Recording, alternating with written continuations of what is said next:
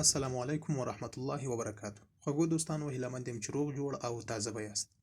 زه نورالدین علم دوست یم چې د مشال کورس د انګلیسي ژبې د زده کړې په موخه د 15مې برخې د تدریس چارې مخته وړم او هیله مند یم چې تاسو به هم د 14مې برخې درس په صحیح ډول نوٹ او حافظې ته سپارلی وي. دا دی نن بیا هم ستاسو په خدمت کې حاضر شوی یم. د 15مې برخې درس ته به ادامه ورکوو. تاسو هم قلم او کتابچه راواخلئ. د درس په جریان کې لومړی د سنټنسز پارت یا د جملو برخه تلفظ او معنا کوو. را سره اوسئ. نو خوږو دوستانو، د سنټنسز پارت یا د جملو په اوله برخه کې لومړی جملې ته وګورئ. د لومړی جملې تلفظ به څنګه کوو؟ Don't bother him. تلفظ یې څنګه کوو؟ Don't bother him. هغه مه تنګوه. Don't bother him. هغه مه تنګوه. تلفظ یې یو ځل بیا تکراروو. Don't bother him. هغه مه تنګوه. له لومړۍ جملې نه تېرېږو، راځو دوهمې جملې ته. د دوهمې جملې تلفظ به څنګه کوو؟ I take ablution. تلفظ یې څنګه کوو؟ I take ablution. زه اودس کوم. تلفظ یې یو ځل بیا تکراروو. I take ablution. زه اودس کوم. I take ablution. زه اودس کوم. له دوهمې جملې نه هم تېرېږو، راځو درېیمې جملې ته. د درېیمې جملې تلفظ به څنګه کوو؟ I chew the gum. تلفظ بیا څنګه کوو؟ I chew the gum. په پښتو کې معنا زه ژاولې ژووم. I chew the gum. زه ژاولې ژووم. تلفظ یو ځل بیا تکراروو. I chew the gum. زه ژاولې ژووم. له درېیمې جملې نه هم تېرېږو، راځو څلورمې جملې ته. د څلورمې جملې تلفظ به څنګه کوو؟ Seek knowledge. تلفظ یې څنګه کوو؟ Seek knowledge. په پښتو کې معنا په علم پسې وګرځه. Seek knowledge. علم پسې وګرځه. تلفظ یو ځل بیا تکراروو. Seek knowledge. علم پسې وګرځه. له څلورمې جملې نه هم تېرېږو، راځو پنځمې یا د پای جملې ته. د پنځمې جملې تلفظ به څنګه کوو؟ Knowledge doesn't seek you. تلفظ یې څنګه کوو؟ Knowledge doesn't seek you. علم په تا پسې نه ګرځي. Knowledge doesn't seek you. علم په تا پسې نه ګرځي. نو خوږو دوستانو، دا وه د سنټنسز پارت یا د جملو اوله برخه چې تاسو ته مو تلفظ او معنا کړه. ځو د جملو دوهمې برخې ته را سره ملتیا وکړئ. نو خوږو دوستانو، د سنټنسز پارت یا د جملو دوهمې برخې ته هم ښه راغلاست درته وایم. د جملو په دوهمه برخه کې اولې کلمې ته ځیر شئ. تلفظ بیا څنګه کوو؟ Your job will be dismissed. تلفظ یې څنګه کوو؟ Your job will be dismissed. په پښتو کې معنا ستا وظیفه به ختمه شي. Your job will be dismissed. ستا وظیفه به ختمه شي. تلفظ یو ځل بیا تکراروو. Your job will be dismissed. ستا وظیفه به ختمه شي. له لومړۍ جملې نه تېرېږو، راځو دوهمې جملې ته. د دوهمې جملې تلفظ به څنګه کوو؟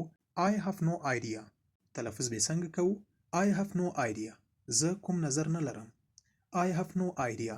زه کوم نظر نه لرم. یو ځل بیا تکراروو. I have no idea. زه کوم نظر نه لرم. له دوهمې جملې نه هم تېرېږو، راځو درېیمې جملې ته. د درېیمې جملې تلفظ به څنګه کوو؟ Where does this road go. تلفظ یې څنګه کوو؟ Where does this road go. دا سړک چیرته تللی؟ Where does this road go.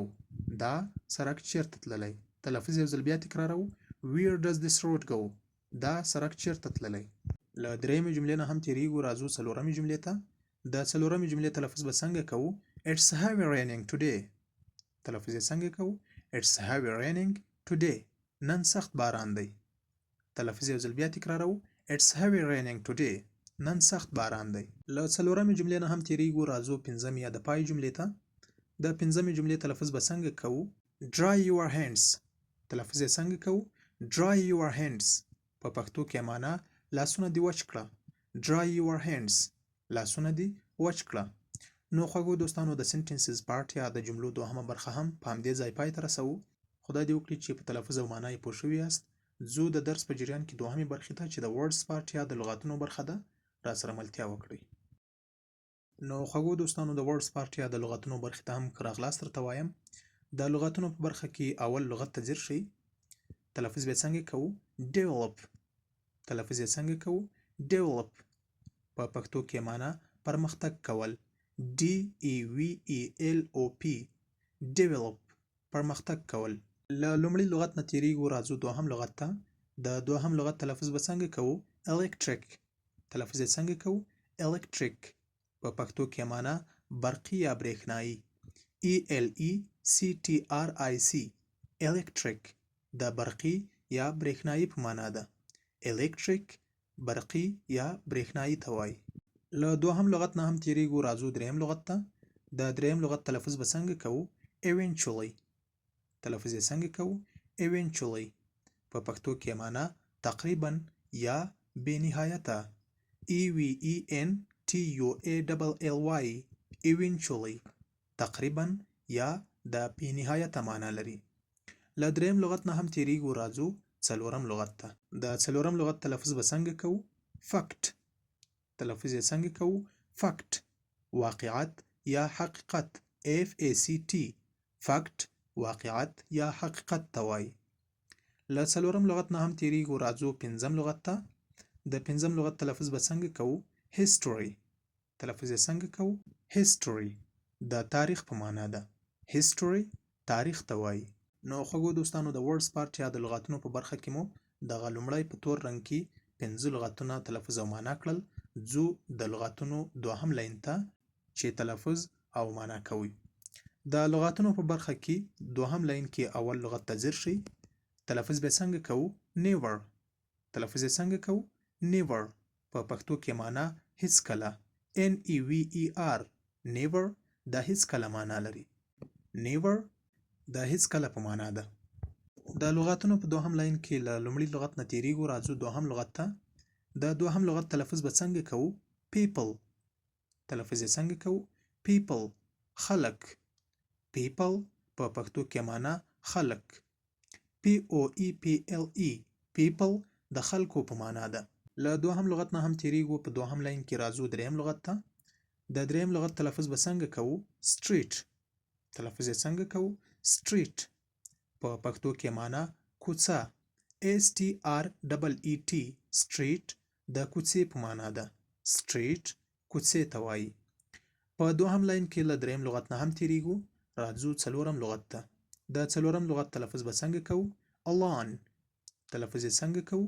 alone. په پښتو کې معنا یوازې یا تنها. alone د یوازې یا تنها په معنا ده. alone. alone یوازې یا تنها. په دوهم لاین کې له څلورم لغت نه هم تیریږو، راځو پنځم یا د پای لغت ته. د پنځم لغت تلفظ به څنګه کوو؟ article. تلفظ یې څنګه کوو؟ article. په پښتو کې معنا مقاله. article مقالې ته وایي. نو خوږو دوستانو، د ورډز پارت یا د لغاتونو برخه په همدې ځای پای ته رسوو. ځو د درس په جریان کې دریمې برخې ته چې د ګرامر پارت یا ګرامر برخه ده راسره پاتې شئ. نو خوږو دوستانو، د ګرامر پارت یا د ګرامر برخې ته هم ښه راغلاست درته وایم. د ګرامر په برخه کې نن د مصدر تعریف کوو چې مصدر څه ته وایي.